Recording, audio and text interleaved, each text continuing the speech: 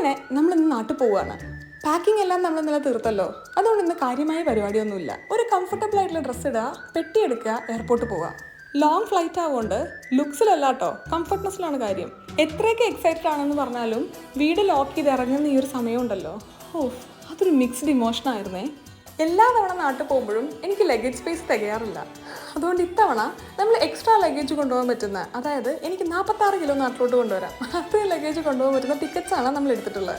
നമ്മുടെ കല്യാണം കഴിഞ്ഞ് ഞാൻ നെതർലൻഡ്സിലോട്ട് വന്നതിന് ശേഷം ഞാനും വിഷ്ണുവും ഇത്ര ലോങ്ങർ ടൈം വിട്ട് നിന്നിട്ടില്ല കേട്ടോ. പക്ഷേ ഈ ഒരു തവണ എനിക്ക് വേറെ ഒരു ഓപ്ഷനും ഇല്ല.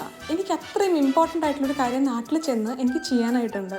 അത് തന്നെയാണ് എൻ്റെ വേറെ എല്ലാ ഇമോഷനേക്കാളും എനിക്ക് പ്രയോറിറ്റി ഉള്ള കാര്യം. ഇത് ഞാൻ ഇന്ന് ചെയ്തില്ലെങ്കിൽ നാളെ എനിക്കിത് വലിയൊരു കുറ്റബോധമായിരിക്കും. അങ്ങനെ ഒരു ചെറിയ പീരിയഡിലാണെന്നുണ്ടെങ്കിലും ഒരു വലിയ ബായൊക്കെ പറഞ്ഞ് കഴിഞ്ഞപ്പോൾ എനിക്ക് നല്ലോണം വിശക്കുന്നുണ്ടായിരുന്നു.